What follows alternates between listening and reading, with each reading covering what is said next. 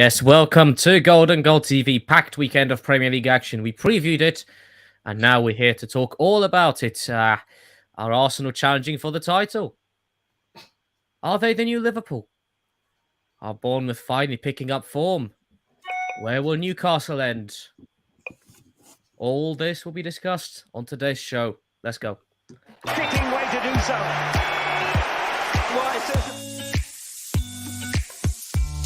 Can it's him. Back to Balotelli. It runs for Aguero. They've done it! Hazard still on the ground as Charlie Adam goes for goal here. Oh, and he scored!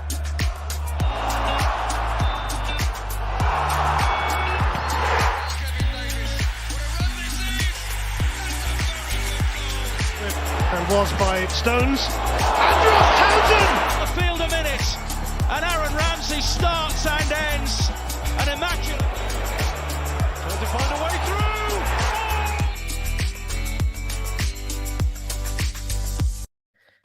Yes, welcome to the show. So yes, if you are joining us today, please put in some comments about what you thought of the games we talk about. Say hello. Come and say hello. Like, share, and subscribe, of course. And yes, hit that notifications button as well. You want to be notified. That magical bell icon will give you exactly that. Right, first of all, let's get with the panel. Back on the show. Not seen you for a while. Sam, how's it going? Yeah, I'm good, thank you. How are you? All good, all good. Have we got George? No George at the moment. No, George. He's on his way. Have we got... well, we've got you, Matt. How's it going? I am good. Just before we start, we have Richard in the chat saying hello, guys. And everyone's favourite England international, Liam Archer. Oh, hello, George. Hello, Liam. Hello, George. Liam saying evening all. Evening, Liam. Evening. George, how's it going? I'm good, mate. Sorry I'm late. No, don't worry. Don't worry. You know. How's your voice after yesterday? All good? Yeah, right. I think I only got sober about 6 o'clock tonight. So yeah, right. In time for the show. That's all that matters. Right. Have we got Johnny on the show? No, not yet. Not yet. Right. Well, he should be here though. We'll kick off with the first game. So, let's talk Bournemouth-Leicester then. Bournemouth winning 2-1 against Leicester. Sam, I mean, Leicester, people thought they had a boost with that win against Forest, and then that got popped quite quickly. Yeah. I don't know how to take them. 1 week, like you say, they were winning, and then next week, they were... No, they weren't. They equalised, didn't they, rather than scored first. Mm-hmm. So, yeah, I don't really know where they go. It's a bit Chronic stations there at the minute. It's a bit, well, it's weird stations, I'll tell you that much. I mean, Matt, I'll go to you with a little thing we've discussed off air in a minute about quote-unquote insiders here. But... George, I'll ask you about Bournemouth. Just gone. I don't know what's happened. Just disappeared. Oh. Technical difficulties. Okay, well, George will come back. Matt, so what'd you say?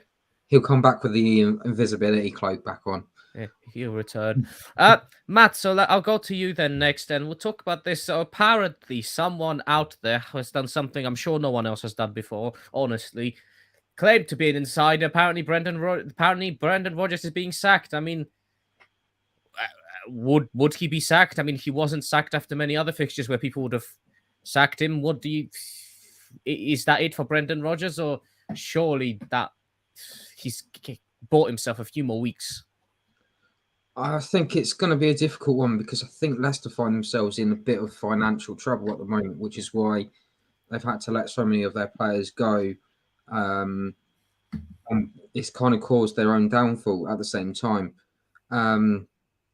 Personally, I've never been a fan of Rodgers, to be honest.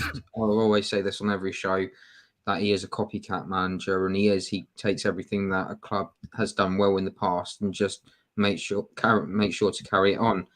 And just for someone to come out and say, oh yeah, he's getting sacked today, and at this current moment, it is on my timer, it's like 8, and no news has come out today to say, oh yeah, we've sacked Brendan Rodgers, would be so far as it's been reported that he's due 10 million if he gets sacked, which Leicester can't afford. So they're trying to work.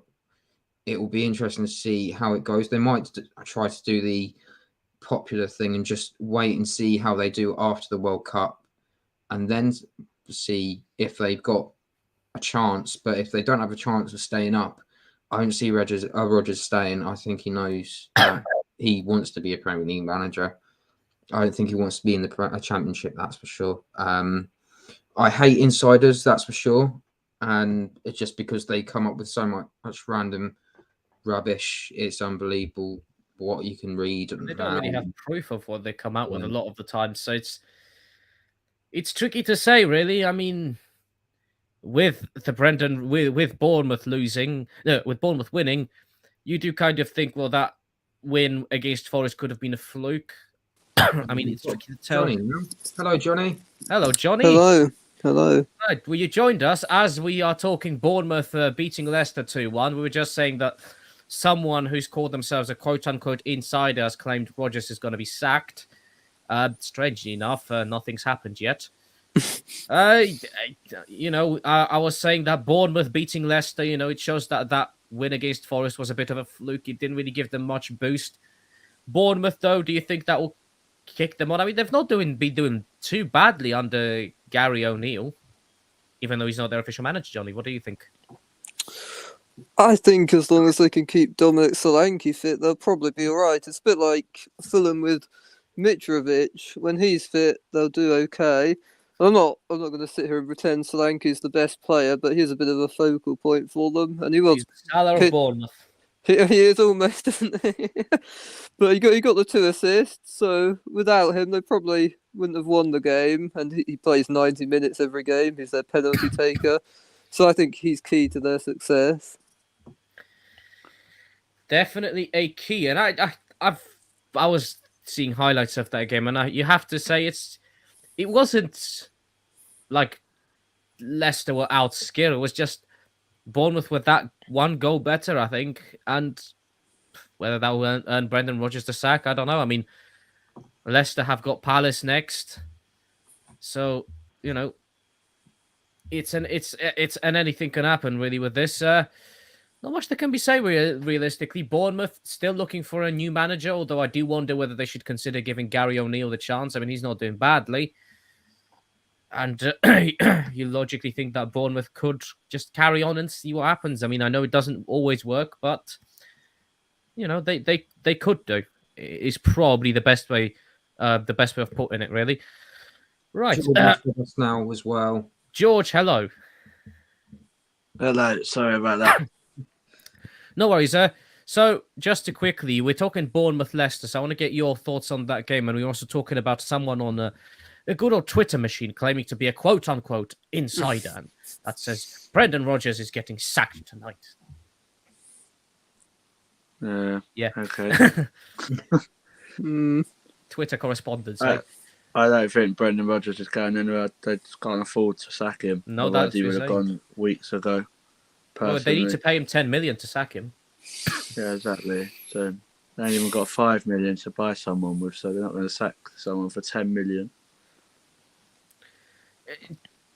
Do you think Bournemouth should give Gary O'Neill a chance as a manager, considering they're not doing too badly under him because they're still looking for a manager, technically? I'm not sure. He's doing well as the interim manager at the minute, but is that just because it's a short-term fix sort of problem? He's doing well, but it all depends what the ambition of Bournemouth want. If they really want to stay up, then I don't know. I would have thought they might see if Daichi wants the job, but then I don't see him going to someone like Bournemouth.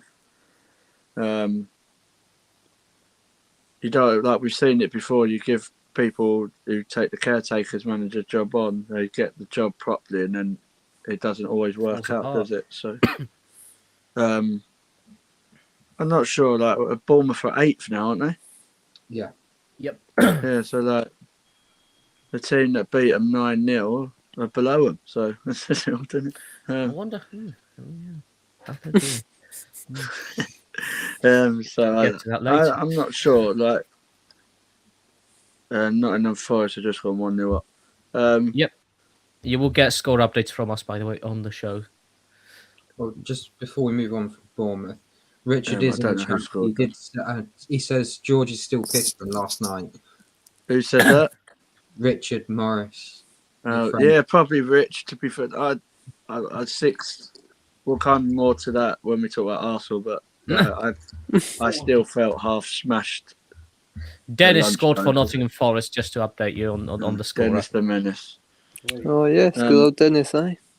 Yeah, but I think I don't think Gary O'Neill will. I don't think he'll get the job permanently. They might just give it. They might even just give it to him for the rest of the season. That's what I was thinking. Or if not to the rest of the season until like January after the World Cup, and then go from there. But they're doing well.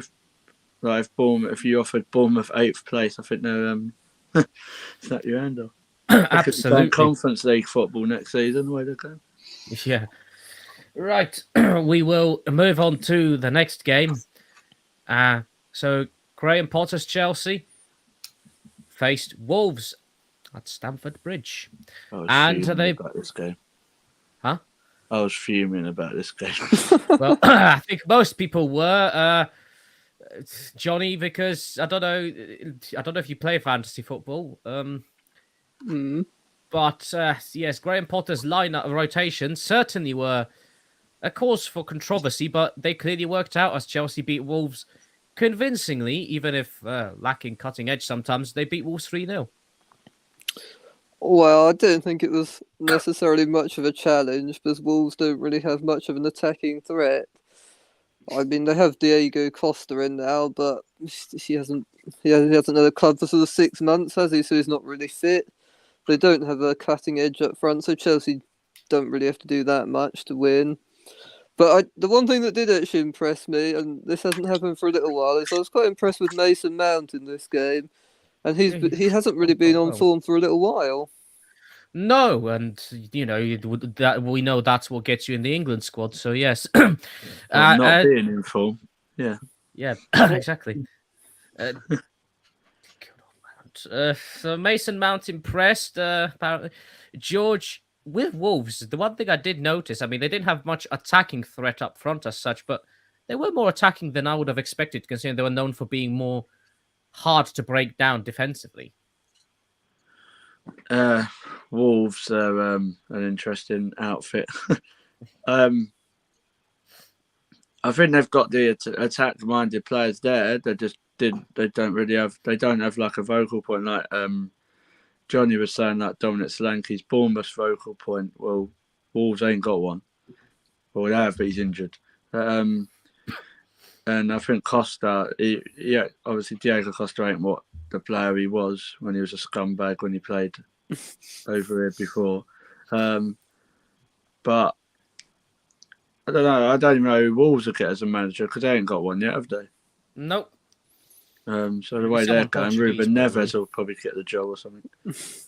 Well, he fits the outfit. He's Portuguese. No, the rumoured one was Lopetegui, apparently.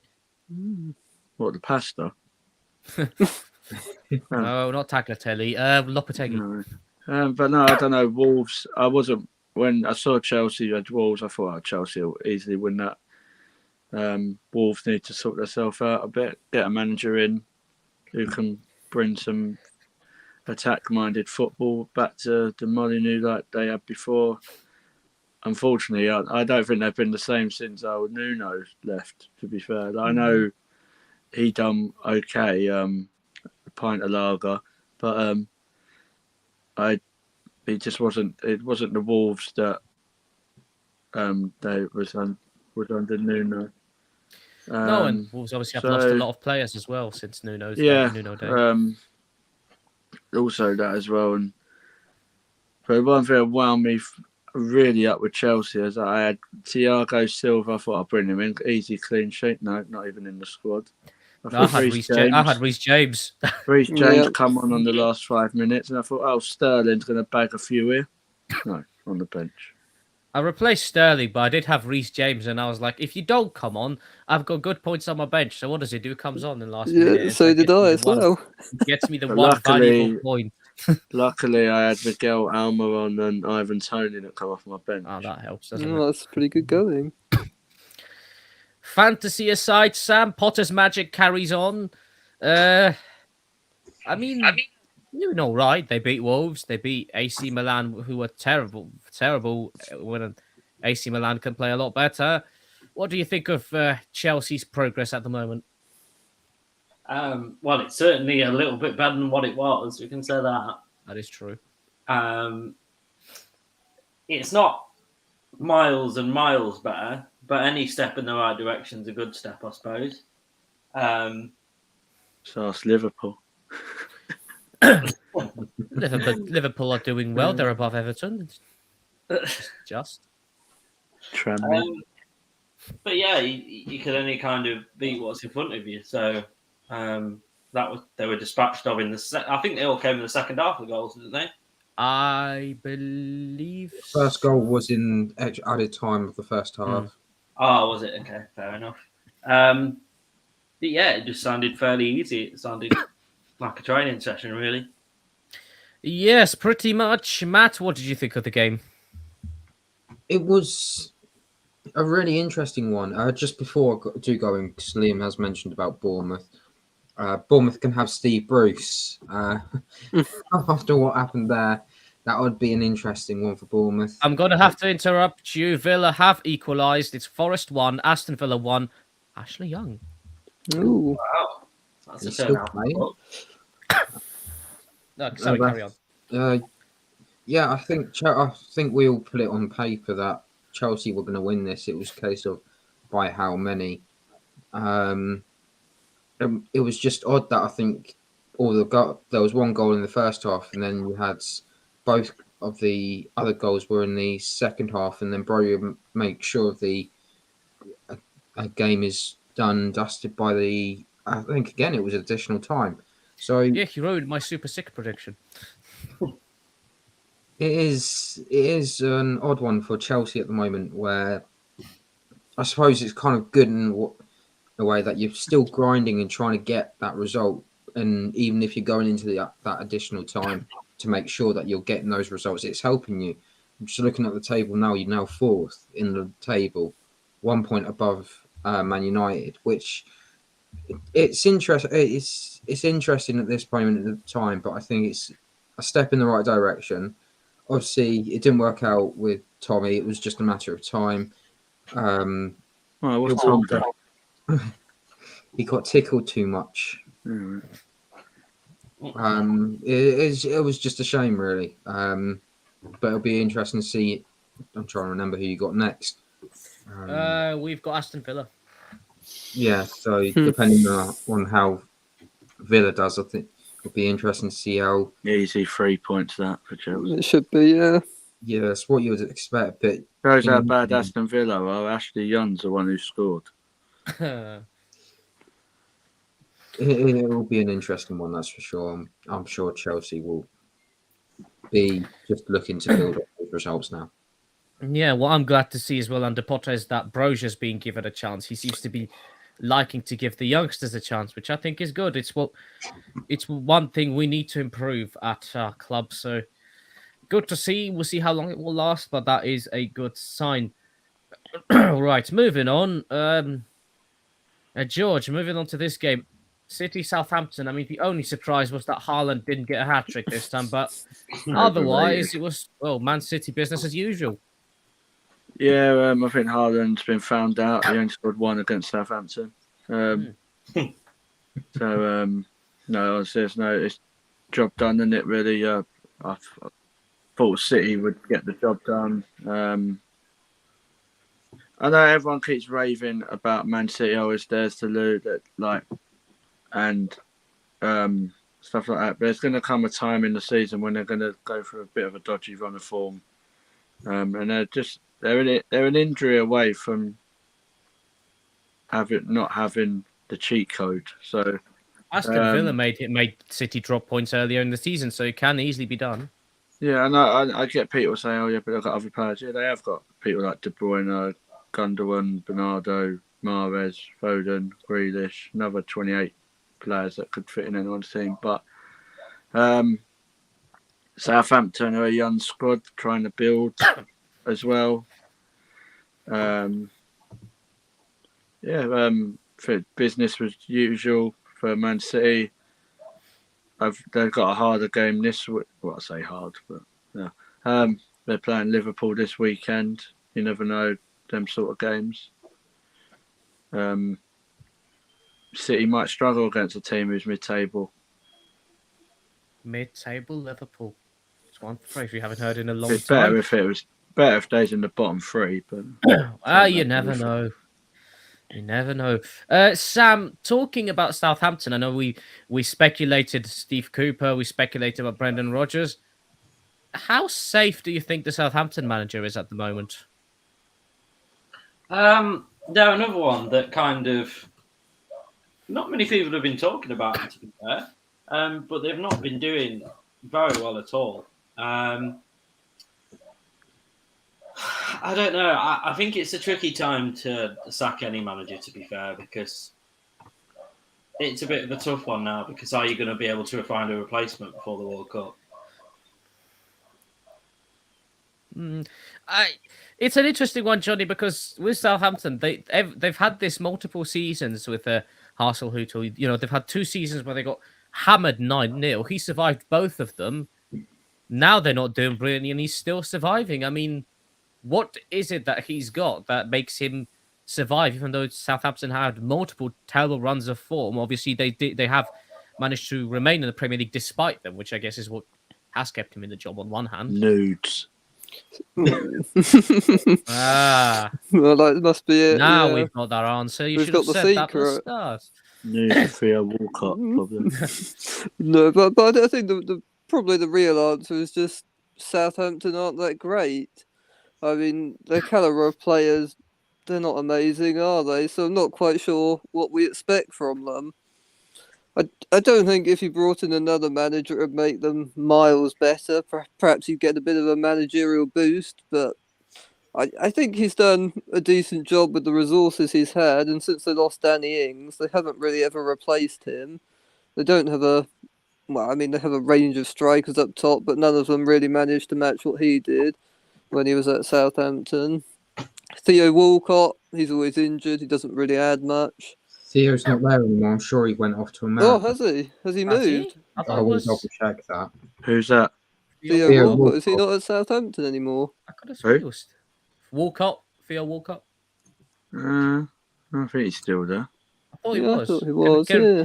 Producer Matt, can you double check, please? Yeah. Just double check my own question. But it doesn't make much difference if he's there or not, because he was always injured, wasn't he? He still is there according to Transfer Market. Yeah. So I just don't know really what we expect from Southampton. They're just kind of just there, aren't they, in the Premier League? Yeah, Matt, you can't really say anything else about Southampton. They're just there. And Man City, for now, doing Man City things with, Haaland bot 3,000. Just before I carry on, we have 4 people. Whoever the 4th person is, please let yourself be known, because we've had 3 people: Richard, Liam, and now Tom. Review. Hey! Better late than never. Hello, and then Tom. Following that up with Sir Richard the 3rd in the house. Hello, Tom. We've got royalty listening people. So again, this game, I think, I don't know if Man City decided to go into one gear and just sort of go, right, okay, we'll just ease it this time. It's only Southampton. Whereas in the past, you've seen it happen against Newcastle, where they've sort of gone into one gear and just gone, it's only Newcastle, we're expecting to win, and they ended up getting a draw because they were too busy going behind and then letting in goals. But you have to give credit to Southampton to at least do it, keeping the score down, and at least keeping that first one in to wait until 20 minutes to go behind. At the same time, there is so many reasons why Southampton have Ralph Hasenhüttl at in the job.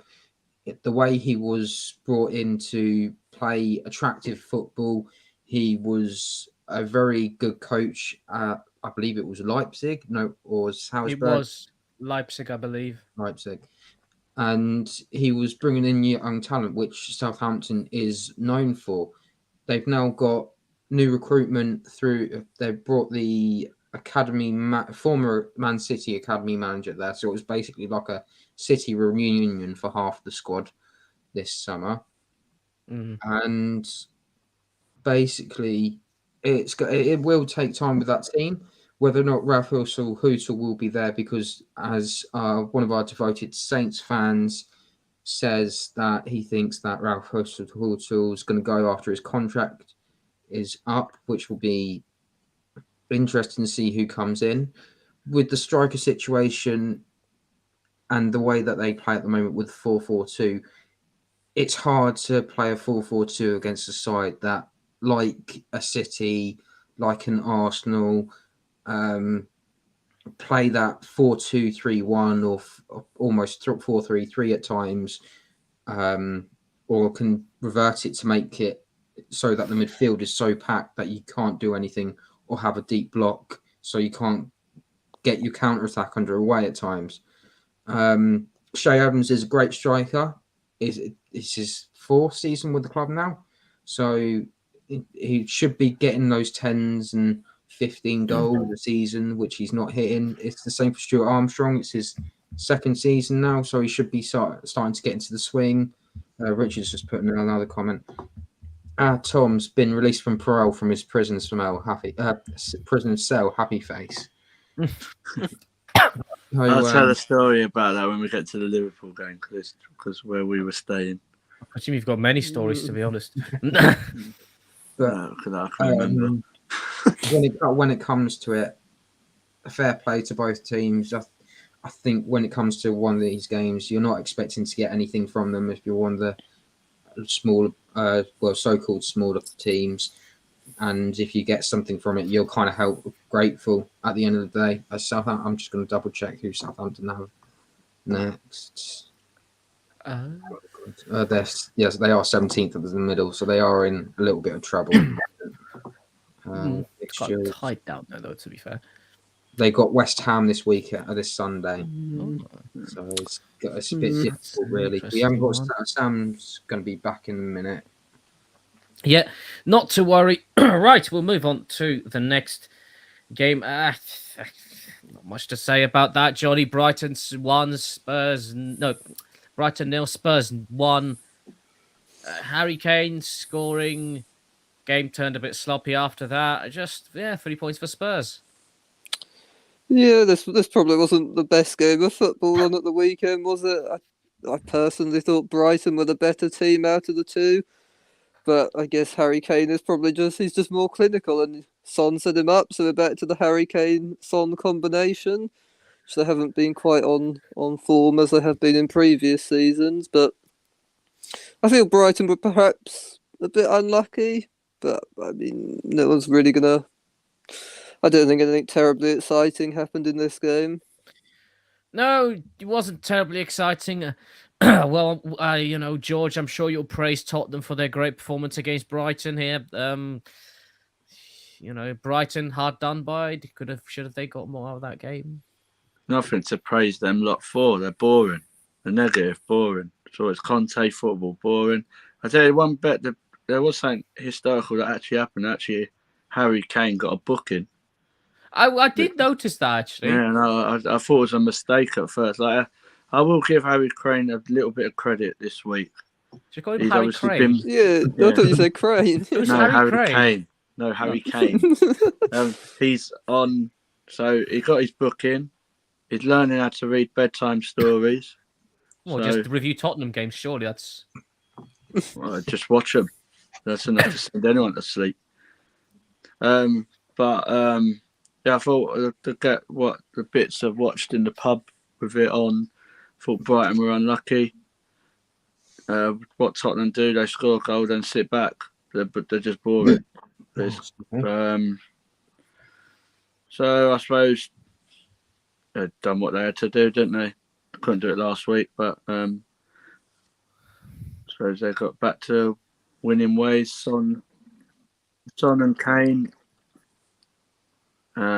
It's nice to see Son back because he was missing last week. So Most of them were. Is how we got Sam back.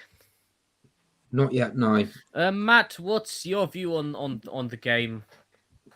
I'm just reading the stats at the moment. So Brighton had 14 shots, 4 of them on target. Tottenham had 8, and 3 of them were on target. So when George is talking about it being a Conte performance, it really was. It's a bit of a shame, really, because Brighton have been... I think it's fair to say they've been the most unpredictable when Sam is back as well. So hello, Sam. They have been Brighton have been very unpredictable at times, but they've also been the most exciting team outside of probably City and Arsenal, and that's always been good to see and listen to, especially their games. I think if you're a neutral or you just follow the Premier League and didn't have a team, Brighton would be one of those ones you'd always be looking out for. Yes, that's pretty much. Yeah, Sam. Brighton, Tottenham. Anything to say? Not much, really, probably about that game. But any thoughts? No, it's just watching Tottenham as per normal. It's just boring. It's just so. Even as their fans, it must be so. Yes, they're winning. Well, apart from against us, obviously, but it's so boring and it's so just camping your box until you see an opportunity to a counter attack, and that's it. It must just be. It's boring to watch. makes me glad I can't see it. Well, there you go. Well, that's that out of the way. Moving on to the next game, and we've got the next one. Sam, West Ham, Fulham. Fulham without Mitrovic. Fulham's not going to win without Mitrovic. Yeah, they spent quite a lot of the time leading, though, didn't they? Until yeah, Pereira scored first. That's true. They spent quite a while leading before West Ham scored twice. I think West Ham scored quite late on. Yes. Yeah. Oh no, not really. They scored in the first 5 minutes, and Jarrell Bowen scored. There's 29 minutes from penalty. On 29 minutes. Let's have a look at the stats. Fulham did score first, to give them credit, but yeah, when you look at the stats, like West Ham's 17 shots to Fulham's 8, not looking very good, is it? It just seems like Johnny, that Fulham just rely on good old Mitrovic, and if he's not playing, it's the same old story. They're not as good, nowhere near. No, I was kind of making the same point with Bournemouth with Solanke. If you're missing your main striker, they just don't have a focal point. But possibly in this game, there was quite a lot of controversy about handballs. I mean, I didn't follow this game extensively, but that was the sort of what I heard about it was lots about handballs. I don't know if anyone has anything to add on that, but I just didn't really follow it extensively.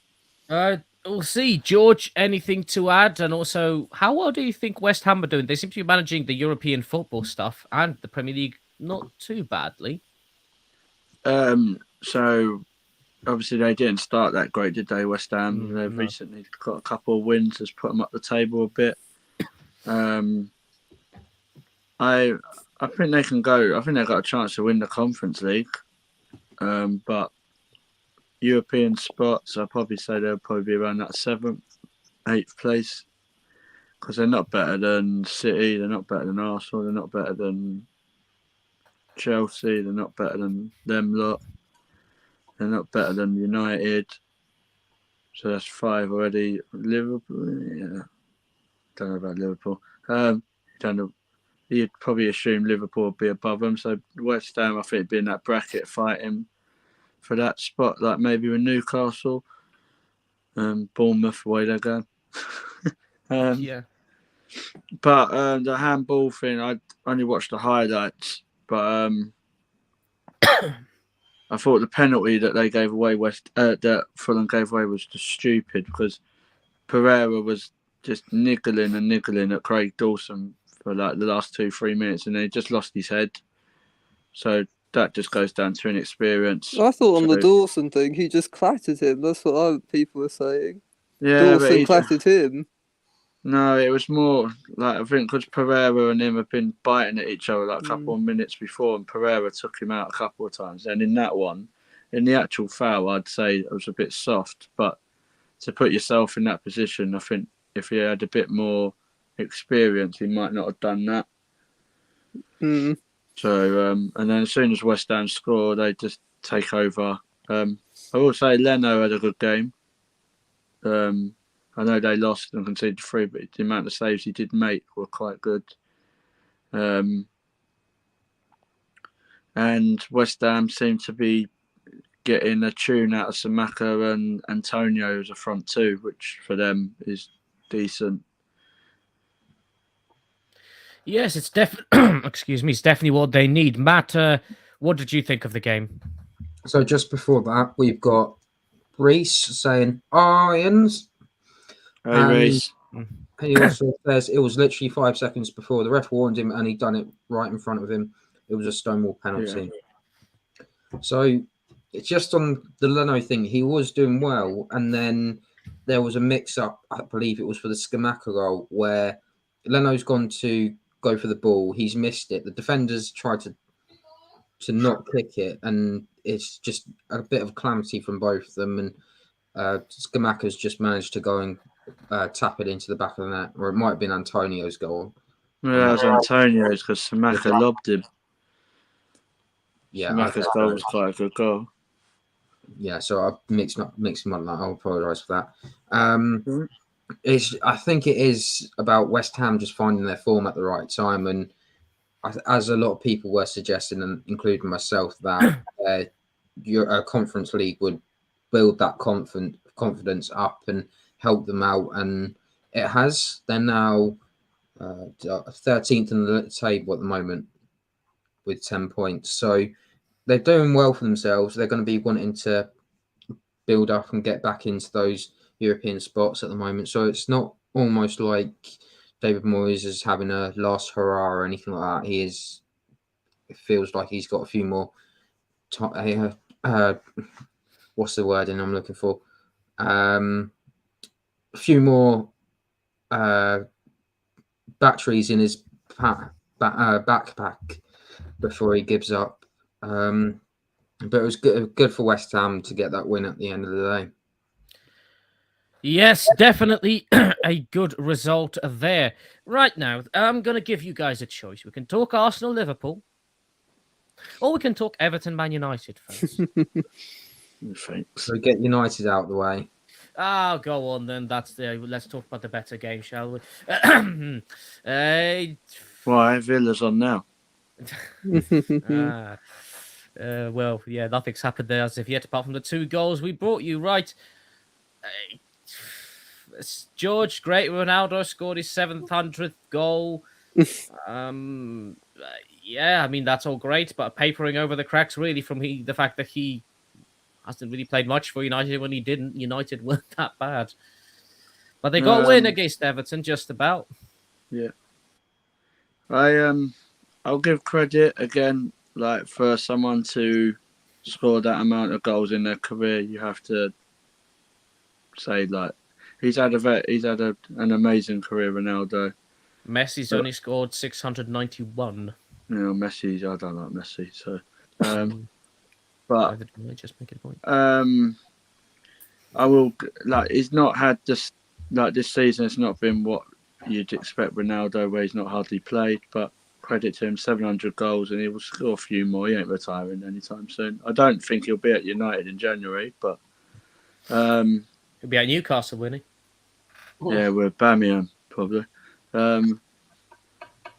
So I think, as it does paper over the cracks a little bit, I think United was slightly the better team, but there was times in that game when Everton, if they were more ruthless, they probably could have put away their chances. United to me look really shaky at the back again. But after being smashed 6-3 against City, it's not too surprising. I thought Everton played alright. Lampard seems to be getting a tune out of them, and when I saw Wobie score, I was like, nah, bloody hell. It was quite a good goal as well, to be honest. So, I thought Man United's best player was Casemiro. I thought he had a very, very good game. He made a mistake for the goal, but after that he bounced back and he probably should have scored. Obviously, the Rashford goal that got disallowed. Yeah, I've seen them give, I'm seen them not given. But this goes down to consistency, what we want with these decisions, isn't it? Well, yeah, it's a story of a lot of games, to be honest with. Consistent refereeing decisions. Sam, what was your view on the game? What's your thoughts? From what I heard, obviously Everton scored quite early, but then they kind of sat off and Tottenham kind of allowed Man United back into the game. Whereas it's a bit like what we did. When we scored quite early, we sat off Liverpool a little bit, and that's not the right way to do it. You've got to keep the pressure on after you score. Just a mad stat that I've seen, just off topic, because Ashley Young scored. It's his first Aston Villa goal since finding the net against Wigan in May 2011, which was 4,175 days ago. Ooh. He's quite a regular goal scorer then. Yeah. Unbeaten, but golden boot contender. But yeah, United did what they wanted to do. I heard it wasn't hugely convincing, but United will take any win they can get at the minute, however means they can do it. That is true. Everton, Johnny, I mean, they've not been on a bad run of form. I mean, not many people expected them to beat United, sure, but they've not done too badly. Even in that game, they sat back when they scored, when they shouldn't have. But, yeah, what do you think?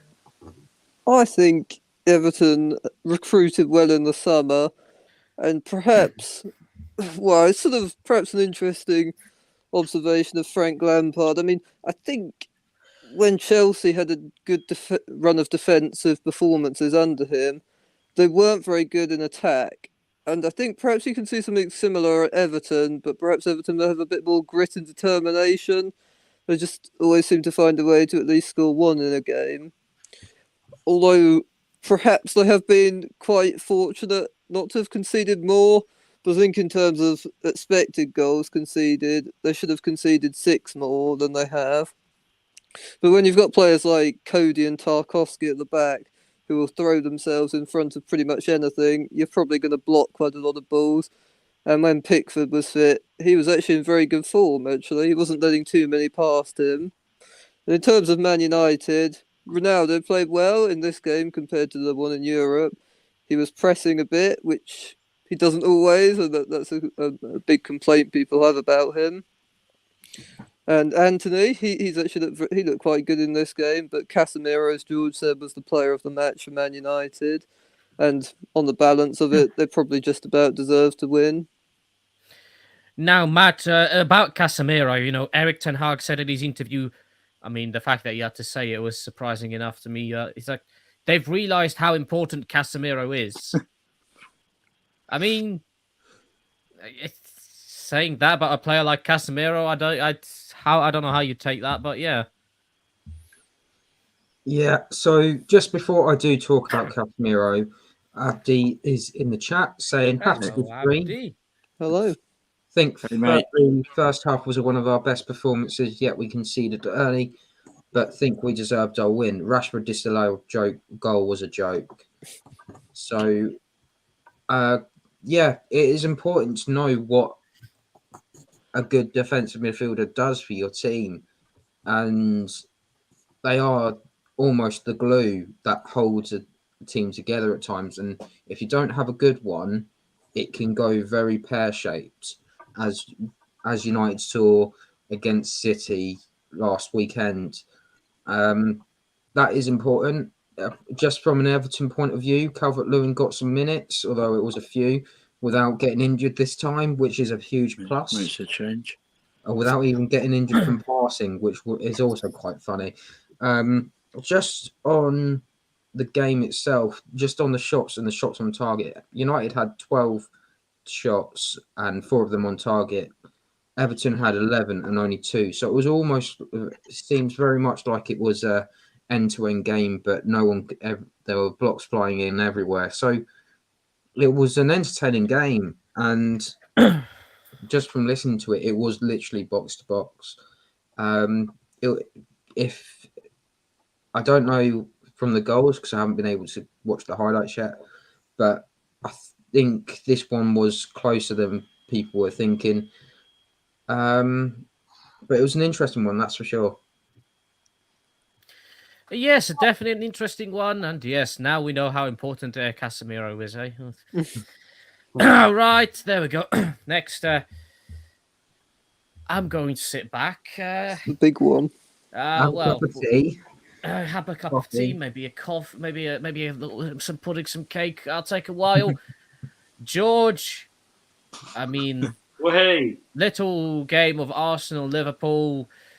Tell us all the stories. I would say keep them clean, but yeah, we'll see what happens. All I've got to say is we're still top of the league. Let's have it. Title challenge? Yeah. Why not? Who else? At the minute, who else is there that's anywhere near us? Well, the nearest is Man City, yes. Yeah, everyone keeps saying, "Oh, City's to lose," but we're still above them. But on the game, I thought I was surprised when I saw Tomiyasu at left back, but apart from that, the rest of the team was fine. So for me, absolute tactical genius from Mikel. Like, put Tomiyasu at left back. Like, they're still looking for on the desert because Salah's still tucked away in Tommy's left back pocket. So I just thought like Sam said, we started the game really quick. Started well. Martinelli, what a player he has elevated into this season. I do honestly believe that front three that we have at the moment is that would trouble any team in Europe. Like Martinelli, Saka, and Jesus. Like, just the difference that club is, like, on and off the pitch. We are. I don't know. We might not. I'm not saying we're going to win the title. There's a chance. Like, everyone has a chance, but for me, I definitely think we have guaranteed top 4 already. Yeah, it'd be interesting to see them in the Champions League next year. Absolutely, especially with this quality squad. Someone made a guarantee with Arsenal last season. Mate, we're 14 points clear of Liverpool. Like, if Arsenal don't get top 4 this season, then that's probably the biggest failure this season. Are you guaranteeing top 4 for Arsenal then? Yeah, why not? I back it up. I don't. If we didn't, I'd come on and I wouldn't be like Austin was. But like, if we didn't get top 4 now, and I think any Arsenal fan would say it, that is a failure. Yeah. The way we've started and all that stuff, and we've only got a few more games until the World Cup. So if we can win those games, but obviously, as everyone says in the media, we've not played anyone big. So we've only played Spurs, beat them, which is normal. What about Man United? Yeah, but you shouldn't have won that game. How we lost to you lot, I don't know, to be honest. But I'm not going history repeating itself again. And we've just beat Liverpool, who we've not beat for years. Yeah, Liverpool are struggling, but Arsenal wouldn't have come back like that last season. And I thought obviously there was some dodgy, like, contentious decisions. The Liverpool appeal for their penalty. I think we got away with that one there. Like, I was surprised it wasn't given as a penalty. Our penalty that Saka put away to win us the game. If that was given as not a penalty, I don't think they go to change the decision. So it's a bit like in cricket. If a decision is known as umpire's call, it stays. So, yeah, maybe we was a bit fortunate with refereeing decisions, but mates change. How many times we've been screwed over. And I thought people like Thomas Partey had a good game again. He seems to be turning up in these big match games. It just shows how important he is. Erdegaard as well. Obviously, with the stuff that happened with the penalty with Xhaka and Jordan Henderson, obviously that's all being investigated now. If the rumours are true, then Jordan Henderson is in quite a lot of trouble. What did he allegedly do? What's the... Apparently he made a few comments about the Brazilian players, but in a racial way. Oh, dear. And then that's why Xhaka's reacted the way he has. I wouldn't want to take a whack off Granit Xhaka, I know that. I was going to say, yeah. But we kept our heads. Saka, for me, has proved like he's so calm and collected on that penalty. Like other people would have probably think you don't bank on him taking or scoring. Now, when Saka steps up, I do. I mean, everything he's been through in the last year as well. As a football fan, I think unless you're idiots, don't think you'd want it to happen to a nicer person, because he's not a horrible person. Like when he comes across, as an Arsenal fan, obviously we're delighted, but I won't just say it all about Arsenal. So, but Liverpool. I did have to laugh when I heard Jamie O'Hara today on TalkSport when he called him. He said, he said Trent Alexander-Arnold defensively is a League One defender, but attacking-wise a Champions League player. I have heard a lot of Liverpool fans whinging, not like them, no, saying about Martinelli took out Arnold. That was just an accident, but that was a cross, wasn't it? He put the cross into a box, and then that was the argument. No, Martinelli went in for a tackle and he caught him on his ankle. But it wasn't done maliciously. But then Trent was that scared he had to hobble off. Poor little Trent. So, and they just defensively, they're just shot to pieces, Liverpool. Like with the Arsenal second goal, it was a corner for Liverpool. It was like Saka and Gabriel, like our centre half, and Jesus were the three that just carved them apart. Van Dijk he looks a shadow of himself. Like with Liverpool, their midfield is their issue. Right now, is Saliba better than Van Dijk?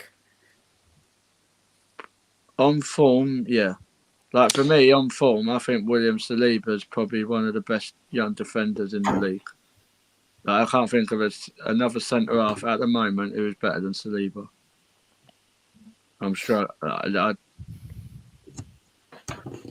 know. Like he's 21 years old. Like he's doing what people like Ruben Diaz and Van Dijk have been doing for their clubs. And he's like a new signing almost for Arsenal. Yeah, it definitely is. Like. So it's hard. Obviously, you've got to see what he does over the whole season. But he's a gem at the moment, like you say, Hubert. He's like a new signing. So, and then like he's like Jesus as well. Like he didn't score, but the amount of battering he took. Well, look at the standing ovation he got when he came off. Didn't score a single goal, but what he did on that pitch. Yeah, he's doing what number 9 should really be doing.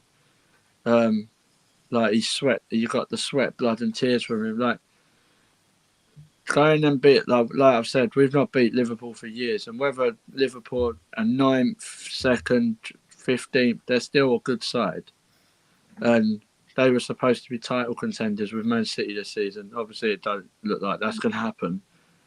Well, I don't know if I call them a good side now. Pretty much everyone's been beating them or drawing with them. Well, they are a good side though. Well, they're They've not still this got good season, though, are players. they? They've got good players, but they're not a good side this season. I think that's a bit harsh. They've got good players that are out of form. Like you support United, you're telling me you wouldn't have some of their players? Probably would, but Probably. Like Salah, like he ain't no. yeah, but Salah has he's a good player, but I don't know. This season, I don't know what's wrong with him. Whether it's the position he's been playing, but I don't. Some people have said he's been playing further out wide on the wing and being more of a creator, which does seem a bit of a weird thing to do when he's been Liverpool's top goal scorer for years now. Why wouldn't you have him in a position where he'd score goals? It just I don't know. Perhaps it's just a bit stale. Yeah, I just think like that they are a good side because they're just in really really bad form and they need a rebuild as well because their midfield they haven't got a midfield. I'm not like when if their players are on form like Salah, Diaz, Jota, Darwin Núñez. Yeah, I wouldn't dispute the front three as They'd being, definitely be a top 4 team still for Their me. players are more than capable of being in the top 4. It's They're just still right now. definitely them players are still the squad they've got is still a top 4. It's if they were playing better, it's still a top 4 team, and I think that's people are only looking at it because they're at like 9th or 10th because they've not done well. But could say that about Man United. Man United when Man United wasn't winning their games, everyone was laughing at them saying, "Oh, look how crap they are." They won a few, and then you notice the better players. Like I think Liverpool have a better squad when they're all on form than Spurs. On form, these players can do incredible stuff. Because I think Spurs they've got 2 or 3 still now, and that's it. But it's just when will they come into form? The lower Liverpool finish, the better for me because I don't like them. Their fans are horrible. They're just like I was walking out the stadium yesterday, and Liverpool fans don't like losing. So what they do, they try and attack people. So, but they're just. Did someone try to attack you? Yeah, and Jonesy. So seriously. So and then, but on the whole, I thought like Arsenal.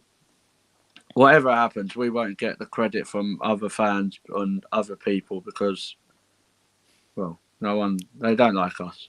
Gary Neville says, "Oh, they've still not played anyone big." Well, when did he say that? Yesterday. Before or after the game? After. Well, does he not consider Liverpool as big? I mean, I know. Does he not? I don't know. United anymore? I think the realistic Arsenal fans, you've got the ones who are just doing stuff for their TikTok videos and their what is it, £5 or £6.99 subscription fees. But we have if we got second or third and go far in a cup, that's an amazing season for us. Well, we'll go to Sam then. What's your thoughts on the game then? Go on. Yeah, I'm just pleased to win. We never really beat Liverpool. We showed, I think the thing that I can take most from it is the character we showed from kind of going in front twice and then having conceded a goal twice. And it's that character that we're showing that's kind of getting better each game we play. But yeah, it's just, I can't remember actually the last time we did beat them was when they'd already won the league, so it was kind of a dead game. But before that, I can't remember the last time we did, so it's just nice to beat them. Yes, I mean, it's not often this happens, Johnny. Arsenal, they're doing fantastically. At the moment, they are by far one of the best teams in the league, and I'm not even an Arsenal fan, and I'll happily say that. What Liverpool, on the other hand, I mean, I had someone put a question: are they on a decline, or are they just having a bit of a blip? Well, I was kind of touching on this earlier. I think you've got players who are getting older. Well, they've got quite a few old players in their team. And it's a bit of a weird decline because at the end of last season, they were kind of the Liverpool of old, weren't they? And it's just this season, something's gone wrong. I don't know if it's Klopp's tactics. We've had 5 years of them. Whether he needs to sort of update them and perhaps change them a bit because other just teams stop have perhaps got moaning. used to their system. That's never going to happen. It's not going to happen, no. But perhaps it's what's needed, or perhaps it's just the momentum they've continued for so many years. They've been playing at such a high intensity. You're going to have an off year every so often if you're going to play at that level. I think also that the sort of tactical thing I was talking about with Salah. Why is he playing in the position he is? He's not really getting in a position to score that often. And when he's been your top scorer for years, it just seems strange. I mean, I know they've got Darwin and Diaz and Jota, who I suppose have changed the balance of how they play a bit, but it just doesn't really, the puzzle doesn't really seem to fit quite so well at the moment. I think they need a bit of time to figure it out. And of course, we were discussing the midfield as well. That's very outdated, their midfield. Besides Thiago, I don't really rate anyone in their midfield. Henderson was good, but I don't think he's been on form this season at all. And they've got Milner. He's past Quality player. he was back in the day, but he's past about it. 24 years ago. Oxlade-Chamberlain, always injured, isn't he? Navigator, but you'd say the same for him. So they don't really have a midfield. So it just needs freshening up and perhaps a new manager, but I don't think that will happen. Steve Bruce is free. Well, new manager for What Liverpool. I will say about Liverpool as well is what people are forgetting as well. So we're going to be in mid-October next week. If results go the way that they could, what people might think they would, Liverpool are 17 points behind top place. Yeah, it's like Man United used to be against Man City for all those years, wasn't it? So 20 points behind. That's what I mean. But that's like that's only in October. So I'm not saying it's gonna like Liverpool could go on and win 10 games, whatever, and everyone else would lose. But I think that shows the level of where Liverpool declining a bit. Well, it's a bit like a role reversal with Arsenal and Liverpool. Arsenal seems to have the kind of energy that we used to associate with Liverpool. Yeah, I think. Well, Arsenal have signed shrewdly, haven't they? Because I think perhaps they used to have talented players who are a bit lazy. Perhaps I don't know if that's. I think for Arsenal to title challenge, they still have to go out and buy in January. Yeah, if we're realistically talking about title challenging, they've got to go and buy probably 3 players. Yeah, but I think the signing of Jesus and Zinchenko, they were good signings because they're not necessarily world class, but they're very, very talented players, and they'll work their given socks regular off time, they can be. They could be, yeah. I mean, they work their socks off every week, and that's what you want, don't you? Yeah, there are Arteta players, right, and that's the difference. Like they all fight the same way. They like you see when we win a game, when the celebration police come out, that how much these games mean. Like Jesus, I think he's what he does, the job he does. He's one of the best players in his position. Yeah, like he gets picked regularly for Brazil, so he can't be that rubbish. Oh no, he's an amazing player, isn't he? He just needs to be any the team right would be team which happy will to play have him on a regular basis, which Man City you really think do. that what we paid for him, that's a bargain. Like we'll go through it. Like we've all seen how Gabriel Martinelli is elevated. He cost Arsenal £6 million. Like everyone compared at first, they used to say, "Oh, what if Arsenal had a proper number?" Not because when Aubameyang was there, it was Saka, Aubameyang, Martinelli could be the new Salah, Mane, and Firmino. Well, I think with Arsenal's current front line, they kind of have that, don't they? They have the work rate up there now. And I think like I can't be more hyped about how Martinelli's been this season. He has come on leaps and bounds. Well, his Having performance in the Saka one Liverpool side, game, that was very and Tottenham, impressive. he ripped them to shreds as well. Martinelli, so he's only 20 years old, 21. So one thing I have noticed, Hubert, though, about the shows. So before Arsenal Tottenham was played, Leighton said, they was going to beat Arsenal. The review show, he didn't come on. And then the other time we had Dan on, who's a Liverpool fan, and it's a review show, and he's not here. To be fair to Dad, he did actually say he's got training, and he did offer to record a video clip, which I was at work. He's crying. Record him. But I did offer that in the future if they ever we want. We all like to see Liverpool fans cry. Yeah, of course. Matt, moving on to you then. The comments, please. But I'm sure there are some on the Arsenal performance and your thoughts on the game. Yes, so we're going to fly through these because this is Abdi. Arsenal flew past the gate.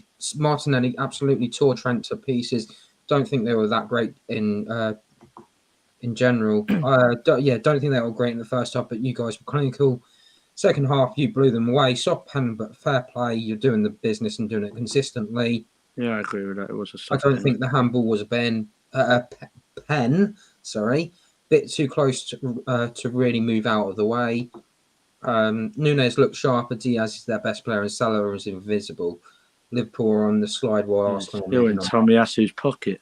Well, Diaz is out until the World Cup, so is he? Until at least the World Cup. So Jota will be playing then, will he? Yeah, Jota they'll probably play Firmino. So with this at the moment, I've been thinking about it a long time. I've been telling people a lot that, especially on here, when it comes to Jurgen Klopp, it's always there for 7 years. 7 years is as long as he'll stay, and then it all falls to pieces. If that's the case, we are starting to see the Liverpool that we were seeing 7 years ago that was competing in the Europa League. It might even be the Conference League at this rate. Put them in the Conference League. Put them in the Championship. I'm not kidding. I don't know what's gotten wrong with Alisson, but he looks not as good as Ederson. He looks nothing like the keeper he was. He's probably not used to where before. He never used to have to do anything, did he? Because the defence was a lot better, and now he's actually having to do stuff. Well, one of my favourite players at Southampton when he was there was Virgil van Dijk. One of my favourite ever games was the game against Inter Milan, where he just goes, right, okay, no one's doing anything. We're 1-0 down here. And he just moves forwards and goes and scores the equaliser. And then I remember that game, actually. They go and get the winner.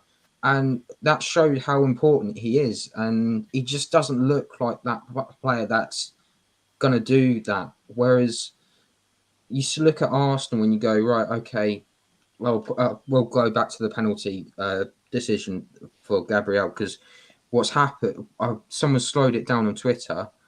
If the ball's actually hit Gabriel on the chest and then his hand's just there, so it's just like it's flex. So you see him give him, but again, it was in the Newcastle. I think it was Dan Burns who had his arm reached out. Yeah, it's the exact same one, wasn't it? They was rolling that. It's the handball rule, isn't it? This is the problem, isn't it? Is that when it's a penalty, when it hits a player's hands in the box, do you give it? Yes or no? It shouldn't be, well, if it's so many centimetres away, or, well, his hand's already there, or anything like that. You just need an if or but. Has it hit his hands? Yes or no? And then move on. Abdi has also said without Alisson, Liverpool would be even worse than they already were. To be honest, if they had Danny Ward in goal, they'll be even worse. Poor old Danny. I feel a bit sorry for him. Bring back Karius. He's at Newcastle. I'm going to be brutally honest now, and very passionate about this, because we've all come from different backgrounds. We all come from or interact with different people, and we know how to talk to someone. And a couple of months ago, I unfortunately said some things that I regretted saying to you, and this was all behind closed doors. I ended up apologising for it, but at the time I was really irate. I was really in a bad state, and I shouldn't have said it. Now, if you've said something and your own Brazilian teammates have turned around and given you a really bad look, and you're being investigated by the FA, he should be banned from playing for the England team. He should be packing his bags and going moving back to Sunderland, because there's no need for it. If you want to be racist, you get out. Get out. I think the big problem is as well, you've got these Premier League players taking the need to say there's no room for racism. If then Henderson goes and does this, you can kind of say, well, hang on, there's all of you, there's football players going, there's no room for racism, and there's one of your own fellow football players kind of doing the opposite.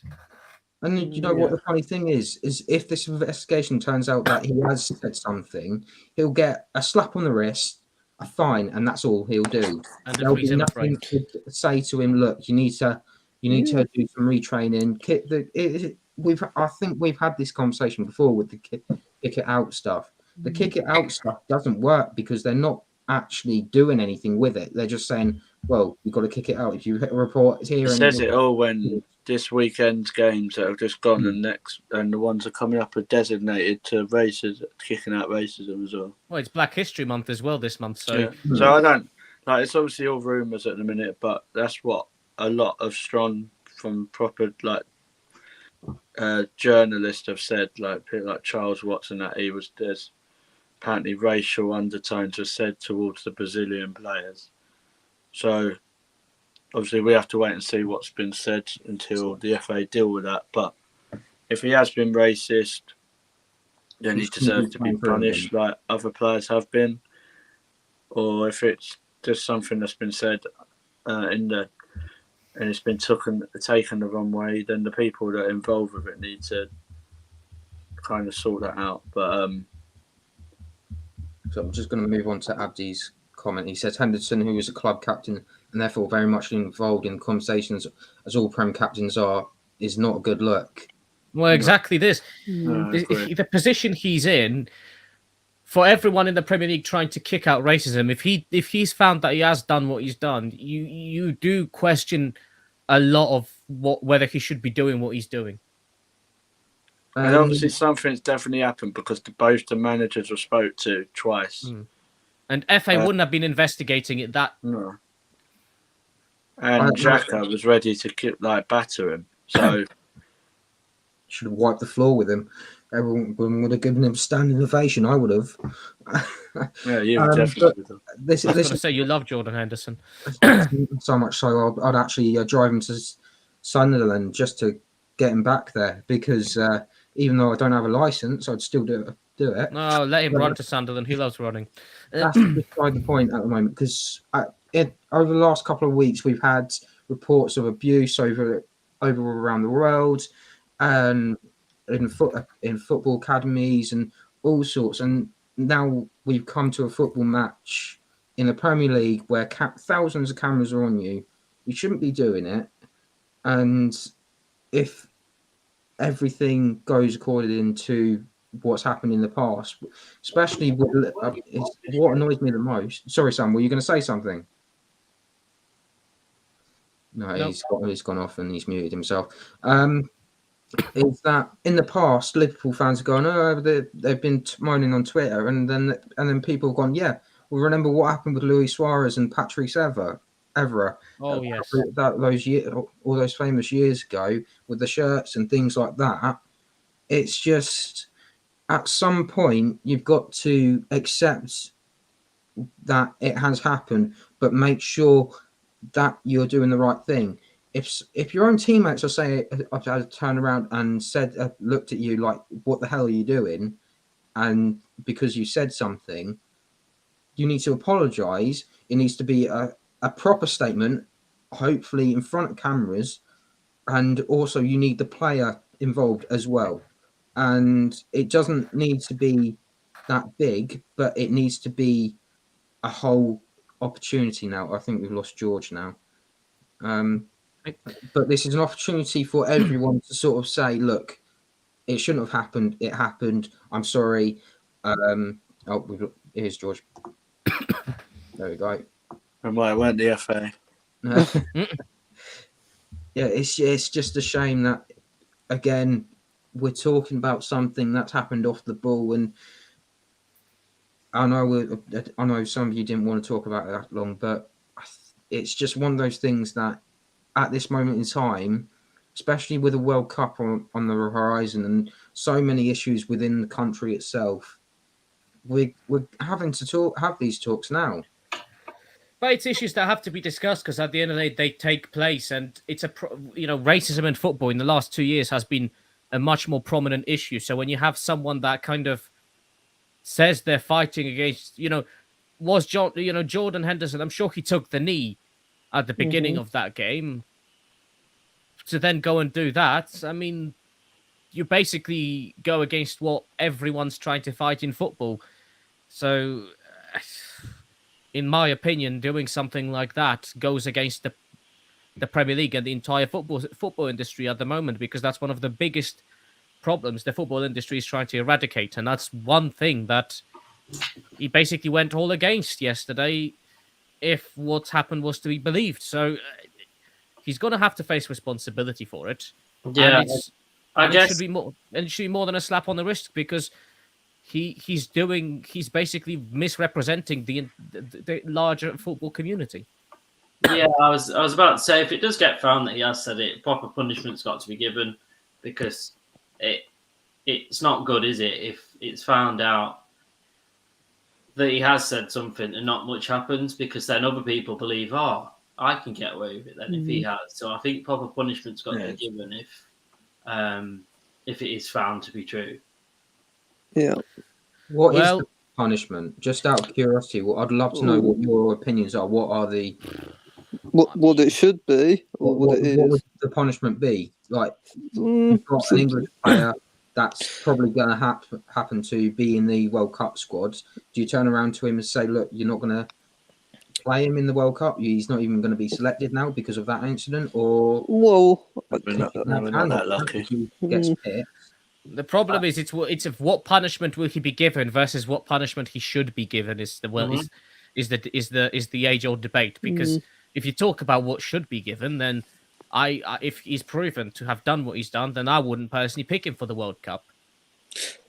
But we all know, I mean, you've got to have a punishment that makes people think, haven't you? So, I mean, probably you need something like a season suspension and a re-educational course that you have to take before you can come back. I would, I'd still ban him from the World Cup. Well, yeah, from the World Cup. I was just talking about league football. I would as well. I would just say straight away, just take him away as captain, because he's not fit to lead any club. Well, he's not fit to lead any club if he leads by that example. Exactly. So I would say straight away, you're no longer the captain of Liverpool, and you can't be captain of any team that you join in the rest of your career. I would say that straight away. Yeah, all it takes is a 2-foot tackle and he's finished. Well, you want a captain to set by example, and if that's the example he's setting, then that's the last example you want that represents one of the biggest problems in football. Well, we'll have to keep an eye on it and see what happens with Grandpa Jordan, shall we, and many other things. Well, that is the show, people. Yes, nice and long, plenty discussed, and we'll be back. Not long. We'll be back on Friday with another preview show. So thank you, everyone, for coming. Any more comments before we finish up? Just Abdi saying that they defended Suarez, the scumbags. Yeah, I agree with that. Absolutely. Well, thank you, everyone. Especially from a team that booed the national anthem and all that. So you have to feel some disgust for that. Yeah, I've said this before. The morons. If you do that, then fans like club, from whichever way you wish to put it.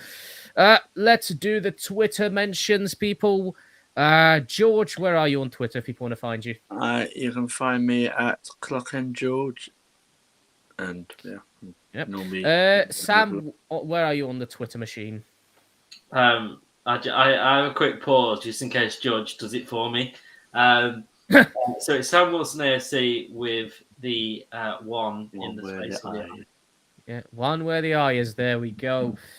I can never remember. Johnny, do you have Twitter? Well, I do, but I don't really use it. So Okay, enough then. Matt, where are you on Twitter? So at MattLR28. Excellent. You can find me on Twitter at SubsonicsUK. That is SUBSONIXUK. And of course, you can find all of us at Golden Goal TV on the Twitter. There'll be things looked at on there, so keep an eye out on what we're going to be doing. The Facebook group is there. You've got the WhatsApp group. If you want to join that, let us know. And of course, you've got the YouTube channel, so please comment, like, share, and subscribe. And remember, click that And we bell. do not charge $6.99. No, it'll be $5.99 from next month. Yes, so yes, click that bell, subscribe, click that bell to receive the notifications about our next show, because there's plenty of content coming up as always from us. So thank you all for watching, for listening, for commenting, and hopefully we'll see you on the next show. Cool.